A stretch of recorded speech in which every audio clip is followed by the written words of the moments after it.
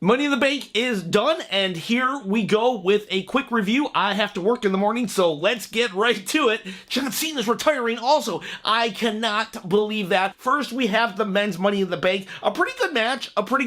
I'm surprised that there were really no run-ins. There was potential of Wyatt, Logan Paul, CM Punk. Nobody ran in this match, and it was pretty cool. There was two spots that really stood out to me. One spot was where LA Knight pushed Andrade over the ladder, where he did a sunset flip and grabbed and turned that into a powerbomb on Carmelo Hayes. Holy crap, that looked vicious. I was like, maybe I'm getting old, but I'm starting to get uncomfortable with these matches. The one thing that I did like, though, Jey Uso was going for the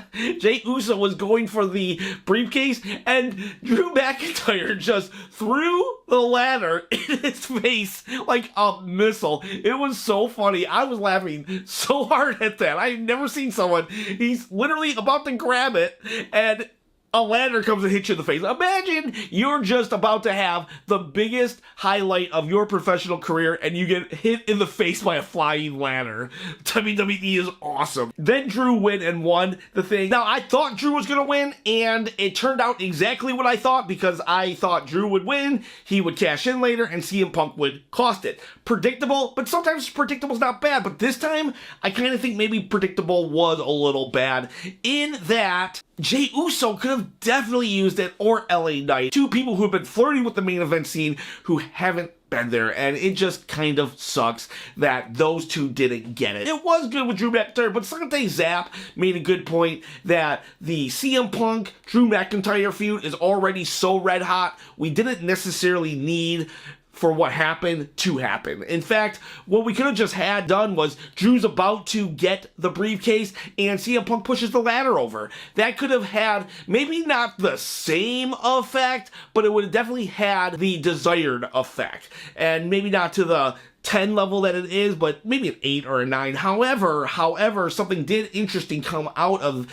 the CM Punk interference, but let's talk about that in just a little bit. And so, yeah, Drew wins. Good choice. Good, safe choice, but I really do think that Jey or LA Knight should have taken it. So match number 2, interesting choice. Sami Zayn, he won against Braun Breaker. That, to me, Weird. Braun Breaker is the next big thing. I mean, he's gonna recover and stuff, and I'm sure when in hindsight, I'll be like, oh, okay, great, cool. But I don't know. I don't know. I don't agree with this decision. I think Braun Breaker should have taken the title, but more hats off to Sami. I do like Sami as a character, so his Intercontinental title run is going to be a strong one, apparently. Going to be strong, and let's just play it out. I am loving WWE for the most part, so I am not just going to be like, oh, I can't believe they did this to Braun Breaker, even though I can't believe they did this to Braun Breaker. I'm going to wait and see. Then, the biggest thing that happened was John Cena actually announced his retirement. I did a short on it, and I basically said that I was one of the people who yelled, Cena sucks, when the women and children said, let's go Cena. And, you know, me, Cena sucks, the hardcore wrestling fan. And I apologize. John Cena, because I see you now for what you are, and you are an excellent, wonderful human being who has done more Make-A-Wishes, who has put his body and soul on the line for us wrestling fans, and I wish I had appreciated you more. I have appreciated you in the last, like, five or so years, but there was a 10-year time frame where, you know, between Thugonomics and 5 years ago, I didn't really appreciate you. And yeah, I wish I would have, because John Cena, you are truly a legend, and I acknowledge you, John Cena. I acknowledge you. And while I got the finger up, I hope you acknowledge your subscribe button. Maybe comment below, win a belt, because 10,000 subscribers, I'm going to pick a comment, a random comment in a video, and someone's going to win a belt of your choice. The next thing that happened was the Damian Priest versus Seth Rollins match. This one surprised me. At first, they had an interview where Finn Balor is 100% turning on Damian Priest sooner rather than later. Probably actually at SummerSlam. But that aside, Damian Priest fought Seth Rollins. And the biggest thing that happened here, to me, there was a botch pin right in the most crucial moment. The referee stopped the 3 count, and it was such a botch. The fans knew it, the announcers knew it, everybody knew it, and then Drew McIntyre's music played, and it was like, it would have been such an oh my god moment, here it comes, but that botch really overshadowed everything. And unfortunately, there was a botch in the last Damian Priest match as well at Clash of the Castle when he fell over the rope and everything. Now that botch was actually recovered from very well, but this botch, it sucked. It sucked, and I get it. The referees are supposed to do 1, 2, 3 no matter what, but if he had, then the storyline and everything would have changed. I don't know how they would have pivoted in that moment, but it just was not good. It was not good, because then Drew came, and then CM Punk came and beat up Drew, and it wasn't until like 2 or 3 minutes of CM Punk hitting him with the chair that I was able to forget about the botch and move on with my life and start focusing on what was happening. So that botch really overshadowed the ending. It's all about the ending. And if you remember what I said in the Clash of the Castle thing, it was good that botch happened at the beginning of the match because they were able to move forward and you kind of forgot about it. But this botch happened at the end, in the most crucial moment, at the climax of the match and the progression of the next chapter of the story. It happened, and it sucked so bad. And then CM Punk came and he just beat him down. It was more creative at Clash of the Castle, so I like the CM Punk interference there way more, but I get it. He was just more mad. It was more visceral here. And so that he cost him the belt. Now Drew McIntyre's mad, and Damian Priest gets the pin. Damian Priest looked upset. At first I thought, is Damian Priest upset by himself because he botched it, or he's upset in storyline at CM Punk because he wanted to win without any interference? Regardless, he took the W, and now Seth Rollins can never wrestle Damian Priest again for the title. And I'm surprised Finn Balor didn't get involved, but again, that's probably going to happen at SummerSlam. But the interesting thing about this is that Seth Rollins got mad at CM Punk for what he did because it just created so much chaos that Seth is now blaming CM Punk. And now we have this 3-person feud that we had at the beginning of the year after Rumble, and I am really digging it, because at first the Seth Rollins CM Punk feud was going to be super red hot, and we didn't know that we wanted Drew inserted into that until Royal Rumble. So now we've got a reset of that feud that we all wanted to see at the beginning now here at SummerSlam, and Seth can be mad at CM Punk can be mad at Drew can be mad at the world. But Damian Priest proving once again that he is now a transitional champion. He's not necessarily looking super strong, but at the same time, he's not looking super weak. So we'll see, but these botches have to stop. The first one, I think, was a pure accident, but this one, a kick out.